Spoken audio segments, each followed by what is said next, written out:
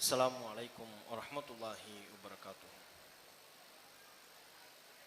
அல்ஹம்துலில்லாஹ் நஹ்மதுஹு வ நஸ்தஈனுஹு வ நஸ்தக்ஃபிருஹு வ நஊது பில்லாஹி மின் ஷுரூரி அன்ஃபுஸினா வ ஸய்யிஆத்தி அஅமாலினா மை யஹ்திஹில்லாஹு ஃபலா முضில்ல லஹு வ மை யுض்லில் ஃபலா ஹாதிய லஹு வ அஷ்ஹது அன் லா இலாஹா இல்லல்லாஹு வஹ்தஹு லா ஷரீக லஹு وأشهد أن محمدا عبده ورسوله أما بعد رب اشرح لي صدري ويسر لي أمري واحلل عقدة من لساني يفقهوا قولي.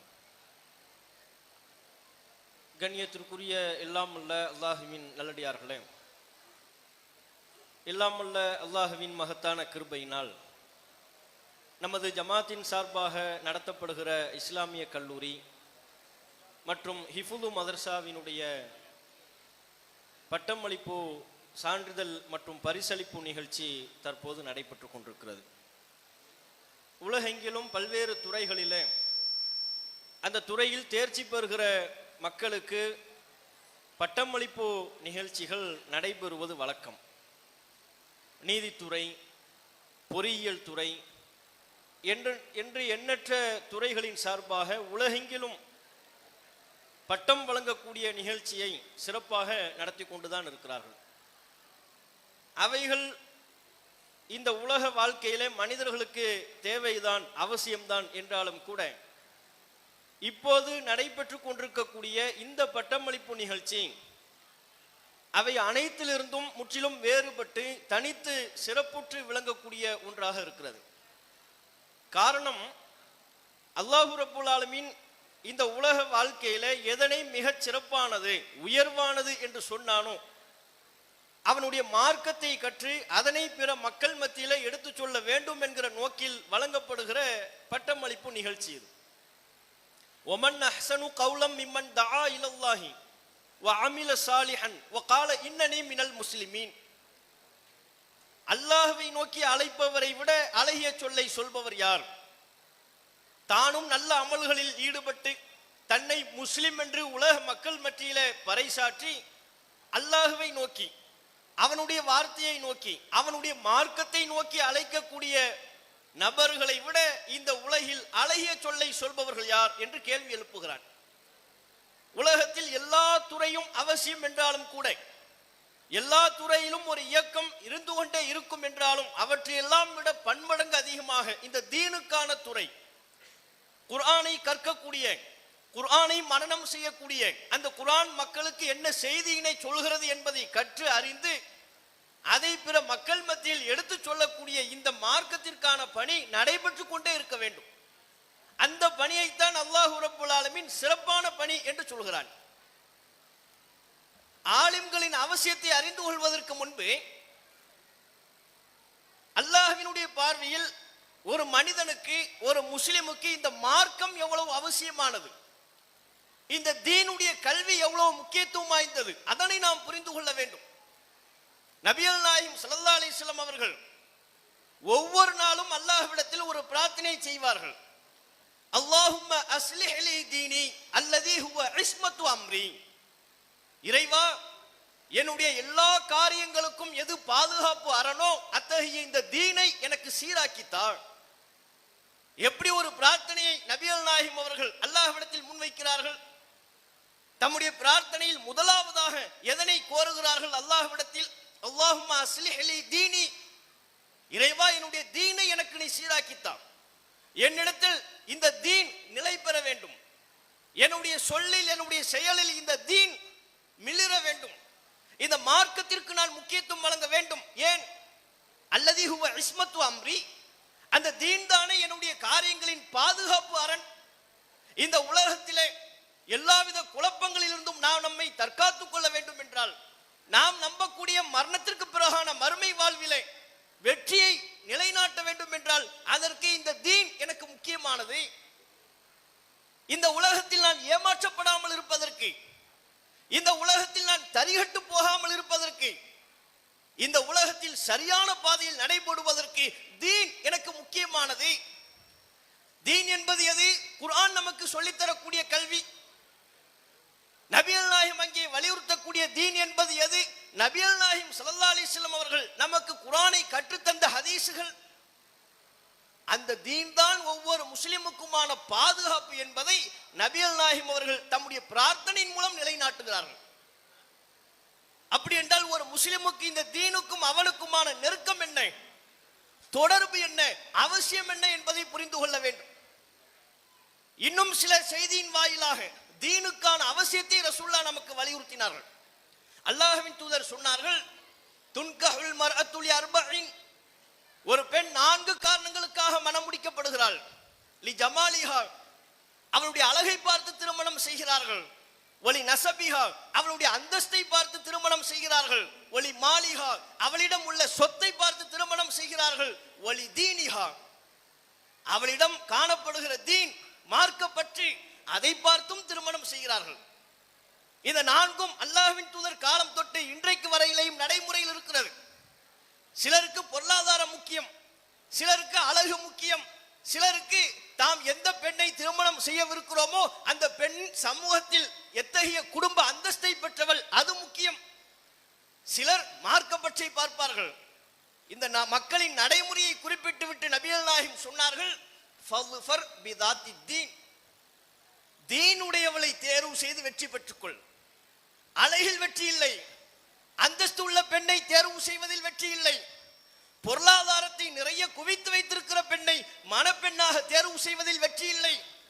எந்த பெண்ணிடத்தில் தீன் இருக்கின்றதோ, குர்ஆனினுடைய கல்வி இருக்கின்றதோ, சுன்னா நபிகள் நாயகம் ஸல்லல்லாஹு அலைஹி வஸல்லம் அவர்களின் நபிமொழிகளை நடைமுறைப்படுத்தக்கூடிய பற்று இருக்கின்றதோ, அந்த பெண்ணை நீ மணப்பெண்ணாக தேர்வு செய்வதன் மூலம் வெற்றி பெற்றுக்கொள் என்று நபிகள் நாயகம் ஸல்லல்லாஹு அலைஹி வஸல்லம் அவர்கள் சொன்னார். ஒரு மனிதனின் வெற்றியை இங்கேயும் அல்லாஹ்வின் தூதர் தீனோடு இணைக்கின்றார்கள். குர்ஆன்ல தான் உனக்கான வெற்றி இருக்கு. உன்னுடைய வாழ்வில் திருமணம் என்பது மிக முக்கியமான ஒரு அங்கம். ஆணாக இருந்தாலும் பெண்ணாக இருந்தாலும் அவர்கள் இருவருக்குமான செய்திதான் அது. அந்த திருமணத்தை ஏனைய புறக்காரணிகள் மிகைத்து விடாமல், செல்வம், அந்தஸ்து, அழகு போன்ற காரணிகள் மிகைத்து விடாமல், தீன் மார்க்க பற்றி உன்னுடைய தேர்வில் மிகைத்திருக்க செய். அதுவே உனக்கான வெற்றி. அப்படின்னா ஒரு முஸ்லிமுக்கு இந்த தீன் எவ்வளவு முக்கியமானது. மறுமையில் வெற்றி பெறுவதற்கு இந்த மார்க்கம் வேண்டும், குர்ஆனினுடைய கல்வி வேண்டும், நபிகள் நாயகம் ஸல்லல்லாஹு அலைஹி வஸல்லம் அவர்களின் சுன்னாவை பற்றிய அறிவு வேண்டும். எந்த அளவிற்கு இது முக்கியம் என்றால், ஒரு நாட்டை பாதுகாப்பதில் ராணுவத்தை கட்டமைப்பது எப்படி முக்கியமோ, ராணுவ தளவாடங்களை ஏற்படுத்துவது, போர் கருவிகளை உற்பத்தி செய்வது, இதுவெல்லாம் ஒரு நாட்டிற்கு எப்படி முக்கியமோ அதுபோல சமூகம் சீர்கெடாமல் அவர்களின் சிந்தை பாதுகாக்கப்பட வேண்டும் என்றால், அவர்களின் ஒழுக்க வாழ்வு சிதைக்கப்படாமல் இருக்க வேண்டும் என்றால், அங்கே தீனை நிலைநாட்டக்கூடிய ஆலிம்கள், மார்க்கத்தை கற்றறிந்த, திருக்குர்ஆனை கற்றறிந்த, நபிமொழியை கற்றறிந்த ஆலிம்களின் இருப்பும் மிக மிக அவசியமானது. நாட்டையும் நாட்டு எல்லையையும் பாதுகாப்பதற்கு ராணுவ வீரர்கள் தேவை. அதுபோல மக்கள் மத்தியிலே ஒழுக்கம் நிலைநாட்டப்படுவதற்கு, அவர்களின் ஒழுக்க வாழ்வு பாதுகாக்கப்படுவதற்கு, அவர்களின் சிந்தனை கெட்டு போகாமல் பாதுகாக்கப்படுவதற்கு மார்க்கத்தை கற்றறிந்த ஆலிம்கள் தேவை. அதை அல்லாஹ் திருக்குர்ஆனிலேயே வலியுறுத்துகிறான். அல்லாஹ் சொல்லுகிறான், வமா கானல் முஃமினூன லியன்ஃபிரு காஃபா. அல்லாஹ்வின் தூதர் அவர்கள் தாம் வாழ்ந்த காலத்தில் யுத்தத்திற்கு அழைப்பு விடுக்கின்ற பொழுது அல்லாஹ் ஒரு நிபந்தனையை முன்வைக்கிறான். என்ன? எல்லோரும் ஒட்டுமொத்தமாக யுத்தத்திற்கு புறப்பட்டு விடக்கூடாது. போங்க, அங்கே யுத்தம் செய்ய போருங்கள், அங்கே மக்கள் காக்கப்பட வேண்டும், ராணுவ வீரர்களாக வாருங்கள் என்று அழைப்பு விடுத்தா எல்லாரும் போயிடாதீங்கிறான். வமா கானல் முஃமினூன லியன்ஃபிரு காஃபா. மூமின்கள் ஒட்டுமொத்தமாக புறப்பட்டு செல்வது தகாது, கூடாது. அழைப்பது யார்? நபிகள் நாயகம், அல்லாஹ்வின் தூதர். அழைக்கப்படுவது சத்தியத்திற்கான, மக்களை காப்பதற்கான யுத்தம் தான். இருந்த போதிலும் எல்லோரும் நீங்கள் சென்று விடக்கூடாது. ஒரு கூட்டம் இருக்க வேண்டும், அவர்கள் மார்க்கத்தை கற்பதற்கு புறப்பட வேண்டும் என்கிறான். ஃபலவுலா நஃபர மின் குல்லி ஃபிர்கத்தின் மின்ஹும் தாயிஃபத்துன். அவர்களில் இருந்தும் உள்ள ஒவ்வொரு கூட்டமும், ஒவ்வொரு கூட்டத்தில் உள்ள ஒரு சிறு பிரிவும் அவர்கள் புறப்பட்டு செல்ல வேண்டாமா? லியத்தஃபக்கஹு ஃபித்தீன், இந்த தீனில் விளக்கத்தை பெறுவதற்கு புறப்பட்டு செல்ல வேண்டாமா?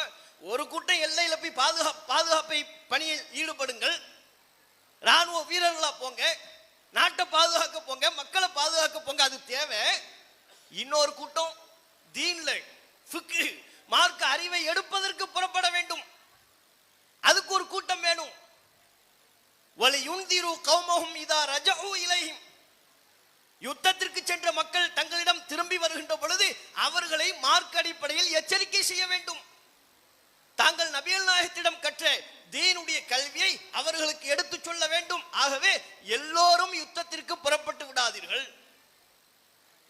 அல்லாஹ் ரப்புல் ஆலமீன் இந்த வசனத்தின் மூலம் ஒரு நாட்டை பாதுகாப்பதற்கு ராணுவ வீரர் முக்கியம் என்பதை போல ஒரு சமூகத்தை பாதுகாப்பதற்கு, செம்மைப்படுத்துவதற்கு, அவர்கள் வழிகிடாமல் சரியான சத்தியத்தில் தொடர்ந்து பயணிக்க செய்வதற்கு மார்க்கத்தை கற்றறிந்த தீனில் நிபுணத்துவம் பெற்ற ஆலிம்கள் வேண்டும் என்று அல்லாஹ் ரப்புல் ஆலமீன் குறிப்பிடுகிறான். இங்கேதான் ஆலிம்களின் அவசியம் தேவைப்படுகிறது. ஒரு சமூகத்தை வழிநடத்துவதற்கு அல்லாஹ் இந்த இல்மை தான் தகுதியாக முன்வைக்கின்றான். இஸ்ரவேல் சமூகத்திலே தங்களுக்கு யுத்தம் செய்வதற்கு, தலைமை தாங்குவதற்கு ஒரு மன்னர் வேண்டும் என்றார்கள். அல்லாஹ் அந்த தூதர் மூலமாக சொன்னான், இன்னல்லாஹ கது பஅஸலக்கும் தாலூத்த மலிகா, அல்லாஹ் உங்களுக்கு தாலூத் என்பவரை மன்னராக நியமித்து விட்டான், அவர் அல்லாஹ் உங்களுக்கு மன்னராக அனுப்பிட்டான் என்று தன்னுடைய தூதர் மூலமாக அல்லாஹ் சொன்னான். அப்போது இஸ்ரவேல் சமூகத்தை சார்ந்த அந்த மக்கள் கேட்டார்கள், அவருக்கு எப்படி அதிகாரம் வரும், அவர் எப்படி மன்னராக இருக்க முடியும்? வலம் யூத்த சாத்தம் மினல் மால், அவருக்கு செல்வம்லாம் இல்லையே, மன்னராக இருக்க வேண்டும் என்றால் அவர் செல்வ வசதி படைத்தவராக இருக்க வேண்டும், செல்வத்தில் கொளிக்க வேண்டும், பொருளாதாரத்தில் திளைத்திருக்க வேண்டும். அந்த வசதியில் அவர்கிட்ட இல்லை. அவர் எங்களை ஆட்சி செய்யக்கூடாது, எங்களுக்கு அவர் மன்னராக இருக்கக்கூடாது. ஏன் அவர் மன்னராக இருக்கக்கூடாது என்பதற்கு அவர்கள் சொன்ன ஒரே காரணம், அவரிடத்தில் பொருளாதாரம் இல்லை. அதான் காரணம். அல்லாஹ் தன் தூதர் மூலமா அந்த மக்களுக்கு பதில் சொல்றான், அவர்கிட்ட பொருளாதாரம் இல்லாம இருக்கலாம், அல்லாஹ் அவரை தேர்வு செஞ்சுட்டான், அவர் தான் உங்களை வழிநடத்த போறார். இந்த யுத்தத்தில் உங்களை வழிநடத்துகிற தளபதி அவர்தான், உங்களுக்கான மன்னர் அவர்தான். ஏன் அவருக்கு பொருளாதாரம் இல்லாம இருக்கலாம், அவருக்கு கல்வி ஞானத்தில் விசாலமான கல்வி ஞானத்தை அல்லாஹ் அதிகப்படுத்தி இருக்கிறான். இல்மு இருக்குப்பா அவருக்கு. இல்மு என்று அல்லாஹ் குறிப்பிடுவது அல்லாஹ் நமக்கு கற்றுத்தரக்கூடிய இல்மு. இறைவனின் புறத்திலிருந்து மக்களை வழிநடத்துவதற்கு தேவையான வஹி என்கிற இல்மு, இறை செய்தி என்கிற கல்வி, அது அவருக்கு இருக்கு. அல்லாஹ் அதை அவருக்கு கூடுதலாகவே கொடுத்திருக்கிறான். அதுக்கப்புறம் யுத்தத்தில் பங்கெடுப்பதற்கு என்ன வேண்டும், ஒரு மன்னருக்கு என்ன வேண்டும், உடல் வலிமை வேண்டும். வல் ஜிஸ்ம், அல்லாஹ் அவருக்கு உடல் வலிமையும் தந்திருக்கிறான். காசு பணம் இல்லாம இருக்கலாம், இன்ன பிற காரணிகள் அவரிடத்தில் இல்லாமல் இருக்கலாம், கல்வி ஞானம் அவர்கிட்ட இருக்கு, இல்மு இருக்கு, அதுதான் உங்களை வழிநடத்துவதற்கு தகுதி. ஆகவே அவர்தான் உங்களுக்கு மன்னர் என்று அல்லாஹ் ரப்புல் ஆலமீன் இந்த வரலாற்று சம்பவத்தை திருக்குர்ஆன் வாயிலாக சொல்லி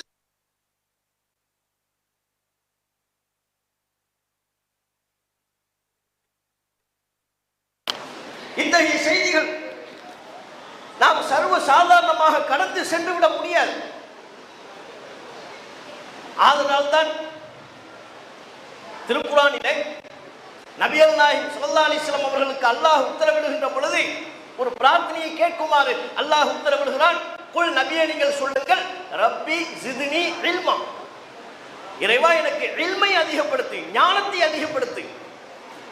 நீங்க குர்ஆன்ல ஃபுல்லா பாருங்க, அல்லாஹ் எங்கேயுமே ரசூலுல்லாஹ்வுக்கு யா அல்லாஹ் எனக்கு செல்வத்தை அதிகப்படுத்துன்னு ஒரு துஆவை கற்றுக் கொடுக்கல, யா அல்லாஹ் எனக்கு அந்தஸ்தை அதிகப்படுத்து என்கிற ஒரு துஆவை கற்றுக் கொடுக்கவில்லை, யா அல்லாஹ் எனக்கு அழகை அதிகப்படுத்து என்கிற துஆவை கற்றுக் கொடுக்கவில்லை. அவற்றையெல்லாம் கேட்பது ஒரு மனிதரின் தனிப்பட்ட தேர்வாக இருக்கலாம். ஆனால் அல்லாஹ் தன்னுடைய தூதருக்கு கற்றுக் கொடுத்தது ஒன்றை அதிகப்படுத்த வேண்டும் என்கிற கோரிக்கை என்னிடத்தில் வை என்று சொன்னது இல்மை பற்றித்தான். குல் ரப்பி ஜித்னி இல்மா, இறைவா எனக்கு இல்மை தா. குர்ஆனினுடைய இல்மை. இந்த உலகில் நான் எப்படி வாழ வேண்டும் என்று நீ ஆணையிடுகின்றாயோ அந்த இல்மை, அதங்க இல்மு. அதை தவிர்த்து வேற எதுவும் இல்மு என்கிற வரையறையில வராது. அதுவெல்லாம் இந்த உலகத்தில் நமக்கு தேவை என்கிற துறை.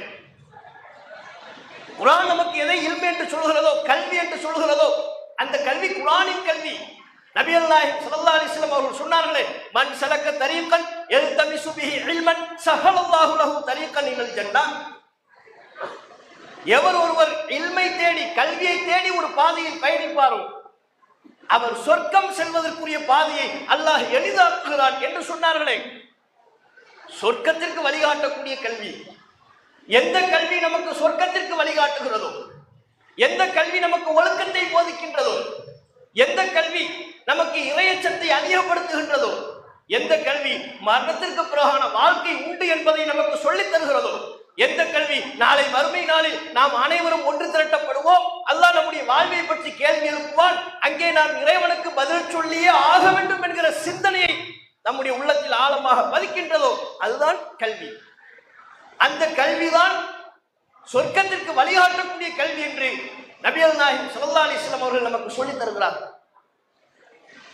இந்த தருணத்துல கல்விக்கு அல்லாஹ் இப்படி முக்கியத்துவம் கொடுக்கிற காரணத்தினால தான் இந்த கல்வியை கற்பதில் ஈடுபடக்கூடிய ஹாஃபில்களையும் ஆலிம்களையும் அல்லாஹ் பல இடங்களில் சிறப்பித்து சொல்கிறான், சிலாகித்து சொல்கிறான். ஏன்? அவர்கள் தேர்வு செய்யக்கூடிய துறை எது? தீனுடைய துறை. குர்ஆனை நான் மரணம் செய்ய புறப்படுகிறேன், அது ஒரு சிலருக்கு 1.5 ஆண்டுகளில் முடியலாம், அபூர்வம். இன்னும் சிலருக்கு 2 ஆண்டுகள், 3 ஆண்டுகள், ஏன் 4 ஆண்டுகள் கூட எடுக்கும். இருந்த போதிலையும் அந்த ஆண்டுகளை குர்ஆனை நான் மரணம் செய்வதற்கு ஒதுக்குகிறேன் என்று அவரும் அவருடைய பெற்றோர்களும் வருகிறார்கள் என்றால் அல்லாஹ்விடத்தில் அவர்கள் சிறப்பு பெறுகிறார்கள். இந்த காரணத்தினால் குர்ஆனை நான் மரணம் செய்துவிட்டேன், இப்போது நான் நபி மொழியை கற்றுக்கொள்ள வேண்டும், சுன்னா எது என்பதை கற்றுக்கொள்ள வேண்டும், அதை மக்கள் மத்தியில் நிலைநாட்ட வேண்டும் என்று மார்க்கத்தை கற்றுக்கொள்வதற்குரிய பணிகளில் தம்மை யார் ஈடுபடுத்திக் கொள்கிறாரோ அவர் அல்லாஹ்விடத்தில் சிறப்பு பெறுகிறார். தௌஹீதுக்கு அல்லாஹ் அவங்கள சாட்சியாக்குறான். ஷஹீதல்லாஹு அன்னஹு லா இலாஹ இல்லா ஹுவ வல் மலாயிகத்து, வணக்கத்திற்குரியவன் அல்லாஹ்வை தவிர வேறு யாரும் இல்லை என்று அல்லாஹ் சாட்சி கூறுகிறான். வல் மலாயிகத்து, மலக்குமார்களும் சாட்சி கூறுகிறார்கள். எதற்கு? தௌஹீதுக்கு. வணக்கத்திற்குரியவன் அல்லாஹ் ஒருத்தன் தான். அல்லாஹ்வை தவிர இங்கு இந்த உலகத்தில், இந்த பூமியில் எதுவும் வணங்கப்பட வேண்டியவை அல்ல. கல்லோ மண்ணோ மரமோ செடியோ மனிதனோ மகானோ இறை தூதர்களோ வணங்கப்பட வேண்டியவர்கள் அல்ல. அல்லாஹ் மட்டும் தான் வணங்கப்பட வேண்டியவன். அல்லாஹ்வை தவிர இந்த உலகில் உள்ள அனைத்தும் அவனால் படைக்கப்பட்ட படைப்பினம். அந்த படைப்பினத்திற்கு முன்பாக கையேந்தி பிரார்த்தனை செய்யக்கூடாது, அந்த படைப்பினத்திற்கு முன்பாக சஜ்தா செய்துவிடக் கூடாது, அந்த படைப்பினத்தை எந்த வகையிலும் அல்லாஹ்விற்கு இணையாக ஆக்கிவிடக் கூடாது. இந்த தௌஹீதுக்கு அல்லாஹ் சாட்சியாக, நான் சாட்சிங்கிற அல்லாஹ் தன்னையே சாட்சியாக்குறான். நான் சாட்சி, இறைவன் நான் ஒருத்தன் தான். நான் தான் வானத்தை படைச்சேன், நான் தான் பூமியை படைச்சேன், நான் தான் எல்லாவற்றையும் படைத்தேன். இதில் எந்த நபருக்கும் கூட்டில்லை, பங்கில்லை. இதுக்கு நான் சாட்சி. அல்லாஹ் அடுத்து யாரை சாட்சி கூப்பிடுறார்? வல் மலாயிகத்து, மலக்குமார்கள் சாட்சி. தௌஹீத் கொள்கைக்கு மலக்குமார்கள் சாட்சி. அதற்கு அடுத்தபடியாக அல்லாஹ் சொல்கிறான், உலுல் இல்மி காயிமம் பில் கிஸ்த், நீதியை நிலைநாட்டுகிற கல்விமான்கள் அவர்களும் சாட்சி. தௌஹீதுக்கு அல்லாஹ் யாரை சாட்சியாக கொண்டு வர்றான்? தனக்கு பிறகு, மலக்குமார்களுக்கு பிறகு நீதியை நிலைநாட்டும் ஆலிம்கள், அல்லாஹ்வை அஞ்சி செயல்படக்கூடிய ஆலிம்கள், கல்வியாளர்கள், அவர்கள் சாட்சி. அப்ப அல்லாஹ் கல்வியாளர்களை எப்படி பார்க்கிறான் பாத்தீங்களா? கல்வி, மார்க்க கல்வியை கற்றவரும் மார்க்க கல்வியை கற்றாதவரும் கல்லாதவரும் அல்லாஹ்விடத்துல சமம் இல்லை. இந்த உலகத்தில் அவர் மதிப்பில்லாம இருக்கலாம், இந்த உலகத்தில் அவர் யாருன்னே தெரியாதவரா இருக்கலாம், யூடியூப் ஸ்டாரா இல்லாம இருக்கலாம், பேஸ்புக் ஏதோ ஒரு ஓரத்தில் அமர்ந்து கொண்டு குர்ஆனை கற்றுக் கொடுத்து நபிமொழிகளை கற்றுக் கொடுத்து மக்கள் மத்தியில் அதை பிரச்சாரம் செய்யக்கூடிய ஒரு நபர் இருப்பாரையானால் அவரும் அந்த பணியில் தம்மை ஈடுபடுத்திக் கொள்ளாத ஏனைய நபர்களும் இறைவனிடத்தில் சமம் இல்லை. அதைத்தான் அல்லாஹ் கேட்கிறான், குல் ஹல் யஸ்தவில் லதீன யஅலமூன வல்லதீன லா யஅலமூன், அறிந்தவர்களும் அறியாதவர்களும் சமம் ஆவார்களா? ரெண்டு பேரையும் நான் ஒன்னா பார்ப்பேனா? மார்க்கத்தை கற்றறிந்த ஆலிம்கள் தனி. மார்க்கத்தில் தீனுடைய விவகாரத்தில் கவனம் செலுத்தாமல் இருப்பவர்கள் தனி. இரண்டு பேரையும் நான் ஒன்றாக பார்ப்பதில்லை என்று அல்லாஹ் ரப்பல் ஆலமீன் சொல்கிறார். அப்ப அல்லாஹ்வுடைய பார்வையில் இந்த தீனுடைய விவகாரத்தில் ஒரு முஸ்லிமுக்கு எந்த அளவிற்கு பங்கு இருக்கிறது, அல்லாஹ் இந்த கல்வியை எப்படி பார்க்கிறார், இதை நாம புரியணும். ஆரம்ப காலகட்டங்களில் அத்தகைய புரிதல் பெரிதாக இல்லை. அவங்களை பொறுத்தவரையிலையும் தீன், குர்ஆன், தீனுடைய விவகாரம் என்பது என்ன?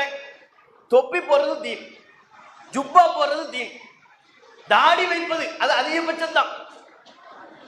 அது கூட தாடி கூட பல பேர்ட்ட இருக்காது. இதுதான் தீன் என்று நினைத்தார்கள். தர்காக்கள் மார்க்கத்தில் உள்ளதாக கருதினார்கள். தாயத்து, தட்டு, தகடு மார்க்கத்தில் உள்ளதாக கருதினார்கள். அவைகளுக்கும் இஸ்லாமிய மார்க்கத்திற்கும் தீனுக்கும் சம்பந்தமே இல்லை என்று இருக்கும் பொழுது, இப்போது நாம் சொன்ன இந்த பட்டியல்களில் தாடிக்கு தான் மார்க்கத்தில் ரசூல் ஸல்லல்லாஹு அலைஹி வஸல்லம் அவங்க நமக்கு சொல்லி இருக்கிறாங்க. தொப்பியை பற்றியோ தர்காக்களை பற்றியோ தட்டு தகடு தாயத்தை பற்றியோ சொன்னார்களா? அது கூடாது என்றார்கள். தர்காக்களை பற்றி கூடாது என்றார்கள்.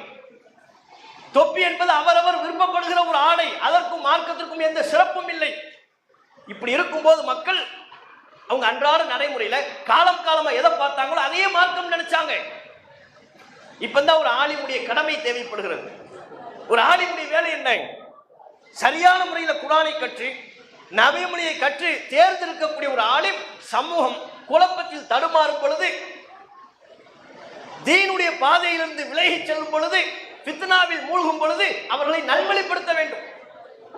அப்படி நல்வழிப்படுத்துகின்ற பணியில் தம்மை ஈடுபடுத்திக் கொண்டால் எந்த பிரச்சனையும் வரலாம், எதிர்ப்புகள் வரலாம், உலக லாபங்களை இழக்கலாம். எதையும் பொருட்படுத்தாம அல்லாஹ்வுடைய திருப்தியை நாடி இந்த சமூகத்தை சீர்திருத்தும் பணியில் என்னை நான் ஈடுபடுத்துவேன். இதுதான் ஒரு ஆலிம். இதான் மார்க்கத்தை கற்றறிந்த ஒரு ஆலிமின் பங்களிப்பு. இந்த பணியில் ஈடுபடக்கூடியவர்கள் குர்ஆனை படிக்கிறார்கள், ஹதீஸ்களை தெரிஞ்சுக்கிறார்கள். அவர் பட்டம் வாங்கினாலும் வாங்காவிட்டாலும் இந்த பணியில் ஒருவர் ஈடுபடுவாரே ஆனால் அல்லாஹ்வுடைய பார்வையில் அவர் ஆலிமாக மாறிவிடுகிறார். அல்லாஹ் அதைத்தான் பார்க்கிறான். நபிகள் நாயகம் ஸல்லல்லாஹு அலைஹி வஸல்லம் அவர்கள் மரணித்த அந்த தருணத்தை எடுத்துக்கொள்ளுங்கள். ரசூலுல்லாஹ் மௌத்தான உடனே சஹாபாக்கள் பலருக்கு குழப்பம். என்ன குழப்பம்? என்ன ரசூலுல்லாஹ் மௌத்தாயிட்டாங்க, இதுக்கப்புறம் நம்முடைய பாதை என்ன, ரூட் என்ன? ஒரு சில நபித்தோழர்கள் நபிகள் நாயகம் அவர்கள் மரணிக்கவில்லை, திரும்பி எழுந்து வருவார்கள் என்றே நம்பினார்கள். அப்படியான ஒரு குழப்பம். அல்லாஹ்வின் தூதர் இன்னும் மரணிக்கவில்லை, திரும்பி எழுந்து வருவார்கள் என்று நம்பிக்கொண்டிருந்த அந்த நேரத்தில் அங்கதான் ஒரு ஆலிம் தேவைப்படுறார். குர்ஆனை கற்றறிந்த ஒரு ஆலிமுடைய பங்களிப்பு அங்கே தேவைப்படுகிறது. அபூபக்கர் ரலியல்லாஹு அன்ஹு மக்களை சந்திக்கின்றார். நபிகள் நாயகம் ஸல்லல்லாஹு அலைஹி வஸல்லம் அவர்களின் மரணம் குறித்த குழப்பத்தை பார்க்கிறார். சில பேர் மௌத்தா போகலங்கிறாங்க, சில பேர் உயிர் பெற்று திரும்பி எழுந்து வருவதாக சொல்கிறார்கள். இது எல்லாத்தையும் பார்க்கிறார். பார்த்துட்டு தம்முடைய மார்க்கத்தினுடைய கல்வியை கொண்டு மக்கள் மத்தியில் சத்தியத்தை எடுத்துரைத்தார். நபிகள் நாயகத்தின் உடலை பார்த்த மாத்திரத்தில் சொன்னார், திபுத்த ஹய்யம் வ மய்யித்தா, நீங்கள் உயிரோடு இருக்கும் போதும் நறுமணம் கமழ்ந்தீர்கள், அல்லாஹ்வின் தூதர் தூய்மையை பேணினார்கள், நீங்கள் மரணித்ததற்கு பிறகும் நறுமணம் கமழ்கிறீர்கள் என்று அல்லாஹ்வின் தூதர் மரணித்து விட்டார்கள் என்கிற ஹக்கை, சத்தியத்தை எடுத்து சொன்னார்கள். மக்களை எல்லாம் அழைத்தார்கள். ஒவ்வொருவரும் அந்த கூட்டத்தில் உரை நிகழ்த்த வேண்டும் என்று விரும்பினார்கள். தத்தமது எண்ணத்தில் உள்ளதை உரையாக கற்பனை செய்து வடிவமைத்தார்கள். அனைவருக்கு முன்பாக அபூபக்கர் அவர்கள் எழுந்து மக்கள் மத்தியில் உரை நிகழ்த்தினார். அறிந்து கொள்ளுங்கள், மன்கான யஅபுது முஹம்மதன், முஹம்மதை யாரெல்லாம் வணங்கிக் கொண்டிருந்தார்களோ அவர்கள் விளங்கிக் கொள்ளட்டும், புரிந்து கொள்ளட்டும். ஃபஇன்ன முஹம்மதன் கதுமாத், முஹம்மது மரணித்து விட்டார். அவர் மரணிப்பார் என்பதை குர்ஆனில் அல்லாஹ் முன்பே சொல்லிவிட்டான். இன்னக மையித்துன் வ இன்னஹும் மையித்தூன், நீங்களும் மரணிப்பவர் தான், அவர்களும் ஒரு நாள் மரணித்துத்தான் ஆக வேண்டும். அல்லாஹ் குர்ஆனில் நமக்கு முன்பே சொல்லிவிட்டான். ஒரு நாள் நபிகள் நாயகம் நம்மை விட்டு செல்வார்கள் என்பதை அல்லாஹ் குர்ஆனில் பதிவு செய்து விட்டான். இதோ இப்போது சென்று விட்டார்கள், மௌத்தாயிட்டாங்க. விளங்கிக்கங்க, முஹம்மதை யார் வணங்குகிறீர்களோ முஹம்மது மரணித்து விட்டார். அல்லாஹ்வை யார் வணங்குகிறார்களோ அவர்கள் புரிந்து கொள்ளட்டும், ஃபஇன்னல்லாஹ ஹய்யுன் லா யமூத், அல்லாஹ் தான் நித்திய ஜீவன், அவன் என்றென்றைக்கும் உயிரோடு இருப்பவன், அவனுக்கு மரணமே இல்லை, மரணம் இல்லாதவன் அல்லாஹ் ஒருவன் தான் என்கிற சத்திய கொள்கையை குழப்பத்தில் இருந்த நபித்தோழர்களுக்கு மத்தியில் தெள்ள தெளிவாக போட்டுடைத்தார். எது அவர்களை இவ்வாறு திறம்பட செயல்பட வைத்தது? அபூபக்கர் ரலியல்லாஹு அன்ஹுவுடைய மார்க்க கூர்மை, குர்ஆனினுடைய அறிவு, அல்லாஹ்வின் தூதரோடு தாம் வாழ்ந்த காலத்தில் நபிகள் நாயகத்திடம் இருந்து பெற்ற சத்தியத்தின் துணிவு, அது மக்கள் மத்தியில் சொன்னார் அல்லவா? அந்த விஷயத்தில் சஹாபாக்கள் பிளவுபடவிருந்த நேரத்திலே அவர்களை சத்தியத்தின்பால் ஒருங்கிணைத்தார்கள் அல்லவா? இதுதாங்க ஒரு ஆலிம் செய்யணும். வெறுமனை நாங்கள் 7 ஆண்டுகள் மார்க்கம் படித்தோம் என்று சொல்வதில் பெருமை இல்லை. மக்கள் மத்தியில் மூட நம்பிக்கை கதைகளை பரப்புவதிலையும் அவர்கள் காலம் காலமாக கடைபிடிக்கக்கூடிய மூட நம்பிக்கைகளுக்கு உயிர் கொடுப்பதிலையும் ஈடுபடக்கூடியவர்கள் அல்லாஹ்வின் பார்வையில் ஆலிம்கள் அல்ல. ஒருவர் சத்தியத்தை தெரிஞ்சு அதை மக்கள் மத்தியில் 4 பேர்ட்ட சொல்வதற்காக பாடுபடுறாரு பாருங்க, அப்படிப்பட்ட ஒவ்வொருவரும் அல்லாஹ்வுடைய பார்வையில் ஆலிம். இன்றைக்கு மக்களத்தில் என்னவெல்லாம் குழப்பங்கள் இருக்கிறது. மார்க்கத்தினுடைய பாதையை விட்டு, தீனுடைய பாதையை விட்டு விலகி செல்கிறார்கள். மிக குறிப்பாக வளரும் தலைமுறை, அடுத்த ஜெனரேஷன், இப்போது இளைஞர்களாக இருப்பவர்கள், அவர்களுக்கும் மார்க்கத்திற்கும் சம்பந்தமே இல்லை என்கிற ஒரு நிலை ஏற்படுகிறது.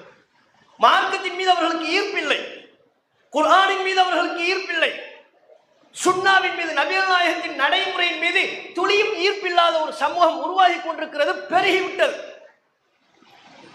இந்த நேரத்தில் ஆலிம்கள் எல்லாம் இல்லை என்றால், சத்தியத்தை பிரச்சாரம் செய்யக்கூடிய நபர்கள் இல்லை என்று சொன்னால், இன்னும் ஒரு 20 வருஷத்துல என்ன ஜெனரேஷன் வரும்? குர்ஆன்லாம் படிக்கணுமா? குர்ஆன்னா என்னன்னு கேட்பான். ஜும்மாவுக்கு வந்து பார்த்தா நீ எதுக்கு இப்படி உட்கார்ந்து பேசிக்கிட்டு இருக்கிறாங்க, எதுக்கு ஜும்மா? வெறும்னா அல்லான்னு சொல்லிட்டு போயிட வேண்டியதுதானே? அந்த நிலைக்கு வந்துருவாங்க. குர்ஆனை கொடுத்து ஓதுப்பான ஓத தெரியாது, ஒரு ஹதீஸ சொல்லுப்பான்னு கேட்டா சொல்ல தெரியாது. நீங்க அந்த கூட்டம் வராதுன்னு நினைக்கிறீங்களா? இப்போதே இருக்கிறார்கள் பலர். அவங்க மெஜாரிட்டி ஆகிடக்கூடாதுன்னு நம்ம சொல்றோம். இப்போ உள்ள இளைஞர்கள் பலருக்கு தெரியல. நம்ம ஜும்மாவில் பார்க்குறோம், ஒரு இளைஞர் வர்றாரு, ஜும்மாவில் உட்கார்ந்து இருக்கிறாரு. அவர்களுக்கும் தீனுக்குமான தொடர்பை நீங்க யோசிச்சு பாருங்க. ஜும்மாவில் உட்கார்ந்து போன்ல விளையாண்டுட்டு இருக்கிறாரு, பப்ஜி விளையாண்டுட்டு இருக்கிறாரு, ஃப்ரீ ஃபயர், இது ஜும்மாவில். அப்படின்னா அவர்கிட்ட தீனுடைய கல்வி எப்படி இருக்குன்னு பாருங்க. அவர் ஆவேசமா பேசிக்கிட்டு இருக்கிறாரு ஜும்மாவில், இவங்க உட்கார்ந்துக்கிட்டு கேம் விளையாண்டுட்டு இருக்கிறான். சின்ன பையன் இல்லை, அவன் எருமாடு சைஸுக்கு வளர்ந்துருக்கான். அப்ப என்ன அவனுடைய மார்க்க தொடர்பு என்ன? ஜும்மாவில் வந்தா இமாம் நிகழ்த்தக்கூடிய உரையை கேட்கணுங்கிற அடிப்படையே தெரியலையே, அது கூட தெரிய வேண்டாம். ஜும்மாவில் பள்ளிவாசலுக்கு வர்றதனுடைய நோக்கமே தெரியலையே. அங்க வந்து உட்கார்ந்துக்கிட்டு பேஸ்புக் பார்த்துக்கிட்டு இருக்கிறாரு, அங்க வந்து உட்கார்ந்து கொண்டு கேம் விளையாண்டு கொண்டிருக்கிறார். ஒரு தடவை தலைமையில் ஒரு ஜும்மா நடக்குது. இந்த பிப்ரவரி 14 காதலர் தினத்தை பத்தி பேசிக்கிட்டு இருக்கிறாங்க. அப்ப நம்ம ஜும்மாவுக்கு போல பள்ளியாசல உட்கார்ந்துருந்தோம். காதலர் தினத்தை பத்தி பேசிக்கிட்டு இருக்கும்போது 2 யங்ஸ்டர் நம்ம இட பக்கத்தில் உட்கார்ந்துட்டு இருக்கிறாங்க. 2 பேர்ல ஒருத்தன் சொல்றான், உன்னை பத்தி தான் பேசுறாரு. இந்த பக்கத்துல இருந்து அவன் இந்த சைட்ல இருந்து வர்றான். பாய் அவன் என்ன சொன்னான்னு கேளுங்கிறான். எது நம்மள இவன்கிட்ட இருந்து கேட்டு அவருக்கு அந்த செய்தியை பாஸ் பண்ணணுமா? அல்ல, புனிதமான வேலை இல்லை. ஜும்மாவில் பேசக்கூடாதுங்கிற ஒழுக்கம் தெரியல, அதப்பு தெரியல. இளைஞர்கள், யங்ஸ்டர், தீனுடைய அடையாளமே உலகத்தில் இல்லாமல் இருக்கிறது. கிழிஞ்ச பேண்ட போடுறாங்க, கிழிஞ்ச பேண்ட போடுறாங்க. எப்படி நியாயப்படுத்துறாங்க நீங்க சொல்லுங்க பதில். அது எப்படி நியாயம்? முட்டுக்கால ஃபுல்லா கிழிஞ்சிருக்கு, கிழிச்சு விட்டுருக்கான் பிளேடை வச்சு. இந்த பக்கமும் கிழிச்சிருக்கான் பிளேடை வச்சு. 10 குறைக்கு பாக்கெட்டை வேற கிழிக்கிறான். இந்த பக்கம் கையில இந்த பக்கெட் வேற ஜீன்ஸ் ஷர்ட்டை போட்டுக்கிட்டு இங்க கிழிக்கிறான். கேட்டா ஃபேஷன்ங்கிறான். அது எப்படி கிழிஞ்சு நல்லா இருக்கிற ஆடையை கிழிச்சுக்கிட்டு அதை எப்படி ஃபேஷன் சொல்ல முடியும்? அதை எப்படி பெற்றோர்கள் அனுமதிக்கிறாங்க, சரி காண்கிறார்கள்? நம்ம வீட்டில் ஒரு ஜும்மாவில் இது மாதிரி ஒரு நிகழ்ச்சியில் நம்ம கையில் உடுத்திட்டு வரோம், நம்ம தகப்பனாரோ மாமாவோ கையில் உடுத்திட்டு வர்றாரு, இந்த பக்கம் பேண்ட கத்தி வச்சு கிழிச்சிக்கிட்டு வர்றாரு. வெள்ளை கையிலையும் முட்டுக்காலில் கிழிஞ்சிருக்கு, கால் பக்கத்துல எல்லாம் கிழிச்சுக்கிட்டு வர்றாரு. கிழிச்சுக்கிட்டு வந்தா ஏத்துக்குவோம், ஃபேஷன் சொன்னா ஏத்துக்குவோமா? அப்ப பேண்ட்ல கிழிச்சுக்கிட்டு வந்தா, ஜீன்ஸ் பேண்ட்ல கிழிச்சுக்கிட்டு வந்தா ஃபேஷன். நம்ம சமுதாயத்தை சார்ந்த இளைஞர்கள் அப்படி திரிகிறார்கள். இதுக்கெல்லாம் என்ன காரணம்? தீனுடைய தொடர்பு இல்லாததானே, குர்ஆனுடைய கல்வி இல்லாததானே காரணம். ஒரு காலத்துல திருமணங்கள் நடைபெறுகின்ற பொழுது அந்த திருமணங்கள் எல்லாம் இஸ்லாத்தை மீறிய சடங்கு சம்பிரதாயம் என்று பார்த்தால் குறிப்பிட்ட சிலவை. வாழைப்பந்தல் கட்டியிருப்பாங்க, ஆரத்தி எடுப்பாங்க, ஒரு நாவுகணிப்பா பாட்டு, இவ்வளவுதான். விரல் மட்டும் நீங்க எண்ணிடலாம். ஆனா இன்னைக்கு வாழைப்பந்தல அந்த வாழைப்பந்தலை தாண்டி ஆரத்தி எடுக்கிறத தாண்டி சினிமா பாட்டு, ஆடல் பாடல், பட்டாசு வெடிக்கிறது. உள்ளுக்குள்ள இது மாதிரி ஒரு மண்டபத்தில் கல்யாணம் நடக்குதுன்னு வைங்க, உள்ளுக்குள்ள சினிமா பாட்டு அப்படி அதிருது. ஸ்பீக்கர்ல எல்லாம் சினிமா பாட்டை போட்டு மாப்பிள்ளை தவறாம தொப்பி போட்டிருப்பாரு. அது ரொம்ப முக்கியம் இல்லை. ஜுப்பா போட்டிருப்பாரு, தொப்பி போட்டிருப்பாரு, முகமே தெரியாத அளவுக்கு மாலையை போட்டிருப்பாரு. அப்படியே ஃபுல்லா முகம் ஃபுல்லா தனித்தனி மாலையா தொங்கும். மாப்பிள்ளை நண்பர் மாப்பிள்ளை பார்க்கறதா இருந்தா கூட அதை விளக்கித்தான் பார்க்கணும். பாய் நாளைக்கு நல்லா இருக்கீங்களான்னு அதை விளக்குனா தான் முகமே தெரியும். முகத்தையும் மறைக்கிற அளவுக்கு மாலை எல்லாம் போட்டுக்கிட்டு இருப்பாரு. அஜரத்தும் உட்கார்ந்து இருப்பாரு. ஆனா என்ன, ஸ்பீக்கர் அதுல பாட்டு. மாப்பிள்ளை தோழர்கள்ங்கிற சில ஷைத்தான்கள் இப்லீஸ்கள் இருப்பாங்க. அவங்க வந்து என்ன அப்படியே இந்த கலர் அடிக்கிறது, ஸ்ப்ரே தூங்குறது, அவங்க உட்கார்ந்துக்கிட்டு ஆடுறது. பிரமத கலாச்சாரத்தை அப்படியே காப்பி அடிக்க ஆரம்பித்து விட்டார்கள். திருமணம் நடக்கும் பொழுது இப்படி கையெழுத்து போட்டான்னு வைங்க, உடனே கிளம்பிடுறாங்க. இந்த மாப்பிள்ளை தோழர்கள்ங்கிற இப்லீஸ் எங்க உட்கார்ந்தாங்க தெரியல, வந்து தும்மு தும்முன்னு பாட்டு போட்டு ஆட ஆரம்பிக்கிறாங்க, டான்ஸ் ஆடுறாங்க. அதை விட இன்னும் சில ஊர்களில் உள்ள கொடுமை, ஸ்டேஜில் மாப்பிள்ளை பொண்ணு மட்டும் இருக்க மாட்டாங்க. இங்க பாட்டுக்கிட்டு மாப்பிள்ளை வராரு பொண்ணு வராருன்னு பாட்டு இருக்கும். எங்கடா மாப்பிள்ளையும் காலம் பொண்ணையும் காலம்னா கூட்டத்தை பொழந்துக்கிட்டு வருவார் புல்லட்ல. அந்த புல்லட்டுக்கு பின்னால இவங்க முன்னால உட்கார்ந்துருப்பாங்க, அந்த அம்மா ஸ்ரீதேவி பின்னால உட்கார்ந்துருப்பாங்க. இன்னும் கையெழுத்தே ஆகல, திருமண ஒப்பந்தமே முடியல. அதுக்குள்ள மாப்பிள்ளை வராரு பொண்ணு வராரு ரெண்டு பேரும் ஒரே புல்லட்ல கூட்டத்தை பொழந்துக்கிட்டு நடுவுல வர்றது. இங்கிட்டு புல்லட்டை ஸ்டாண்ட் பண்ணிக்கிட்டு அதை நிப்பாட்டிட்டு இப்படி மேலே ஏறிடுவாங்க. இந்த கல்ச்சர்லாம் நடக்குது நம்ம சமுதாயத்தில். பட்டாசு வெடிக்கிறாங்க, ஆடல் பாடல் நடக்குது. திருமணம் ஒரு நம்ம சமுதாய திருமணத்தை பார்த்தா இது நம்ம சமுதாய திருமணமா என்று ஆச்சரியப்படக்கூடிய அளவிற்கு பிளக்ஸ் வைக்கிறதுல இருந்து பேனர் கட்டுறதுல இருந்து எல்லா கல்ச்சரும் இவங்க இடத்துல வந்துருச்சு. இது எப்படி வருது? இப்படி வரும் பொழுது மார்க்கத்தை கற்றறிந்தவர்கள் அமைதியாக இருக்க முடியுமா? ஒரு சமூகம் ஒழுக்கத்தில் தவறும் பொழுது, மார்க்கத்தின் பாதையை விட்டு விலகி பயணிக்க முற்படும் பொழுது நாம் அதை வேடிக்கை பார்த்து கொண்டிருக்க முடியுமா? இங்கேதான் சமுதாயத்தை சீர்திருத்துவதற்கு ஆளுங்களின் தேவை அவசியமாகிறது. ஒரு சமூகத்தில் மருத்துவர்கள் எப்படி முக்கியமோ, IAS IPS எப்படி முக்கியமோ, நியாயத்தின் வழிநடத்துகிற நீதிபதி எப்படி முக்கியமோ, அது போலவே ஒரு சமூகத்தை ஒழுக்கத்தோடு வழிநடத்துவதற்கு ஆளுங்களும் முக்கியம். ஆளுங்கள் இல்லை என்றால் இந்த சமுதாயம் சீர்கட்டு போகும், வழிகட்டை நோக்கி விரைவார்கள். மார்க்கத்தின் பெயரால் எதை சொன்னாலும் நம்பக்கூடிய கூட்டமாக மாறி விடுவார்கள். பல ஃபித்னாக்களுக்கு மத்தியில் நாம வாழ்ந்து கொண்டிருக்கிறோம். ஒரு பக்கம் நவீன கலாச்சாரம் என்கிற பெயரில் பிரமத கலாச்சாரத்தை நோக்கி விழுகிறார்கள். சினிமா பார்த்தா என்ன தப்பு? இப்ப எல்லாருமே கேட்க ஆரம்பிச்சிட்டாங்க, சினிமா பார்த்தா என்னங்க?